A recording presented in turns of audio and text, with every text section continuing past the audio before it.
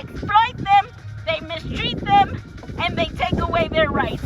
We are not going to stand this anymore, and we will be fighting until justice is served. We both work out in the field, in the streets, working in this heat.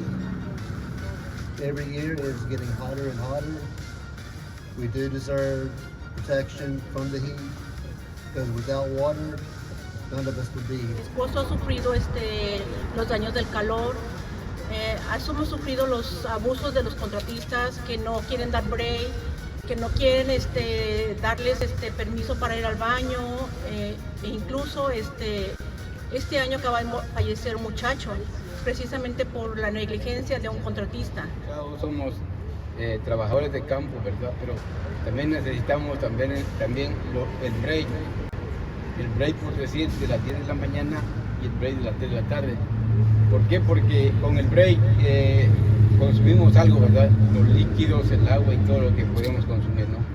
Y así solamente el cuerpo puede aguantar y sostenerse hasta salir en la hora de trabajo. He vivido en carne propia, sobre todo en tiempo de calor, que no nos dan descansos, nos quieren tener trabajando desde muy temprano hasta muy tarde.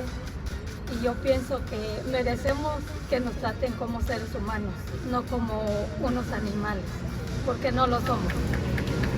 Today, we stand together to raise our voices for your right to dignified conditions, to rest, to clean water, and to return home safely at the end of the day. Wherever you work, be it in the fields, on an airport tarmac, or in a warehouse without air conditioning, all workers deserve the chance to get relief from extreme heat.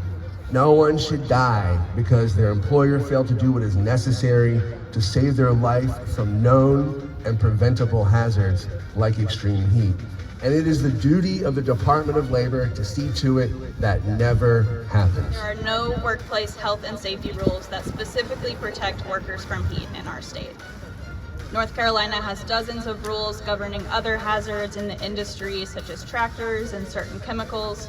But when it comes to heat, the NC Department of Labor can only rely on a vague catch-all regulation that puts a notoriously high burden of proof on the department. The NC Heat Stress Coalition has written a letter to NCDOL Commissioner-elect Luke Farley, asking him to meet with us in January to discuss protecting workers from heat. North Carolina needs heat standards now.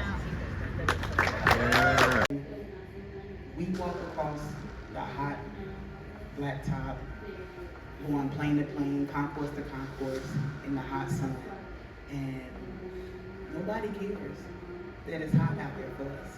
Nobody cares about how hot it is on the planes for us. We've gotten on planes and they have not even put on the AC for us. I mean, it don't have to be tremendously hot, but just being diabetic in that heat. And we had some workers that had heat strokes.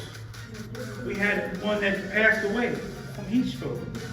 He was out there so long and got home, and they found him. He was gone, and it was due to the heat and him trying to get this work up.